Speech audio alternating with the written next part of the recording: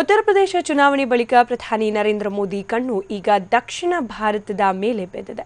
ಈ ಭಾಗದಲ್ಲಿ ಕಾರ್ಯತಂತ್ರ ರೂಪಿಸಿರುವ ಹಿನ್ನೆಲೆಯಲ್ಲಿ ಪ್ರಧಾನಿ ಮೋದಿ ಇವತ್ತು ದಕ್ಷಿಣ ಭಾರತದ ಸಂಸದರ ಸಭೆ ಕರೆದಿದ್ದಾರೆ. ಬೆಳಗ್ಗೆ ದೆಹಲಿಯ ಲೋಕ ಕಲ್ಯಾಣ ರಸ್ತೆಯಲ್ಲಿರುವ ಪ್ರಧಾನಿ ನಿವಾಸದಲ್ಲಿ ಬಿಜೆಪಿ ರಾಷ್ಟ್ರೀಯ ಅಧ್ಯಕ್ಷ ಅಮಿತ್ ಶಾ ನೇತೃತ್ವದಲ್ಲಿ ಉಪಹಾರ ಸಭೆ ನಡೆಯಲಿದೆ.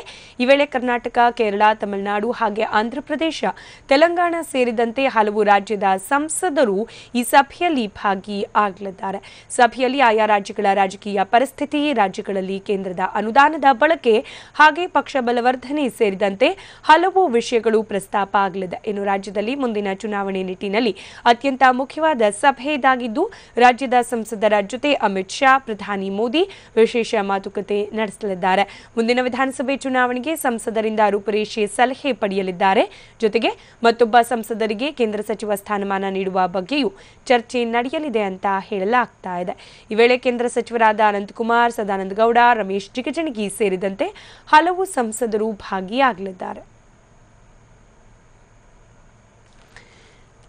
ಮುಂಬರುವ ಕರ್ನಾಟಕದ ಚುನಾವಣೆ ದೃಷ್ಟಿಯಿಂದ ಇವತ್ತು ದೆಹಲಿಯಲ್ಲಿ ನಡೆಯಲಿರುವ ಸಭೆ ಸಾಕಷ್ಟು ಮಹತ್ವವನ್ನು ಪಡೆದುಕೊಳ್ಳಲಿದೆ. ಯಾಕಂತಂದ್ರೆ ಇವತ್ತು ರಾಜ್ಯದ ಸಂಸದರ ಜೊತೆ ವಿಶೇಷವಾಗಿ ಮೋದಿ ಹಾಗೆ ಅಮಿತ್ ಶಾ ಮಾತುಕತೆಯನ್ನ ನಡೆಸಲಿದ್ದಾರೆ. ಪ್ರಮುಖವಾಗಿ ದಕ್ಷಿಣ ಭಾರತ ರಾಜ್ಯಗಳ ಮೇಲೆ ಕಣ್ಣಿಟ್ಟಿರುವ ಮೋದಿ ಹಾಗೆ ಅಮಿತ್ ಶಾ ಮೊದಲಿಗೆ ಕರ್ನಾಟಕದ ಚುನಾವಣೆ ಎದುರಾಗ್ತಾ ಇರೋದ್ರಿಂದ ಇಲ್ಲಿನ ಸಂಸದರ ಜೊತೆಯಲ್ಲಿ ಇವತ್ತು ಹೆಚ್ಚಿನ ಮಾತುಕತೆಯನ್ನ ನಡೆಸಲಿದ್ದಾರೆ. ಜೊತೆಗೆ ಮುಂದಿನ ಚುನಾವಣೆಯನ್ನು ಎದುರಿಸುವ ಸಲುವಾಗಿ ಬೇಕಾದ ರೂಪುರೇಷೆಗಳ ಬಗ್ಗೆ ಕೂಡ ಚರ್ಚೆಯನ್ನ ನಡೆಸಲಿದ್ದಾರೆ. ಇದೇ ಸಂದರ್ಭದಲ್ಲಿ ಕರ್ನಾಟಕದಿಂದ ಮತ್ತೊಬ್ಬ ನಾಯಕನಿಗೆ ಸಚಿವ ಸಂಪುಟದಲ್ಲಿ ಸೇರ್ಪಡೆಗೊಳಿಸಿಕೊಳ್ಳಿಕ್ಕೆ ಸಾಧ್ಯತೆ ಇದೆಯಾ ಅನ್ನೋ ನಿಟ್ಟಿನಲ್ಲಿ ಕೂಡ ಇವತ್ತು ಚರ್ಚೆ ನಡೆಯುವ ಸಾಧ್ಯತೆ ಕಂಡು ಬರ್ತಾ ಇದೆ.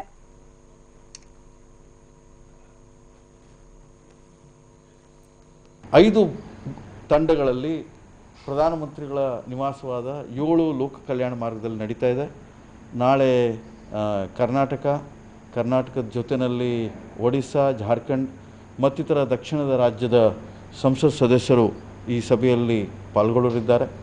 ಬೆಳಗ್ಗೆ 9 ರಿಂದ 10 ಗಂಟೆ ತನಕ ನಡೆಯುವಂಥ ಈ ಉಪಹಾರ ಸಭೆಯಲ್ಲಿ ದೇಶದ ಸ್ಥಿತಿಗತಿ ಮತ್ತು ಆಯಾ ರಾಜ್ಯದ ಸಮಸ್ಯೆಗಳ ಬಗ್ಗೆ ಈ ಎಲ್ಲ ಸಂಗತಿಗಳ ಬಗ್ಗೆ ಬಹಳ ಮುಕ್ತವಾದಂಥ ಚರ್ಚೆ ನಡೀತದೆ. ಇದೊಂದು ಅನೌಪಚಾರಿಕವಾದಂಥ ಸಭೆ.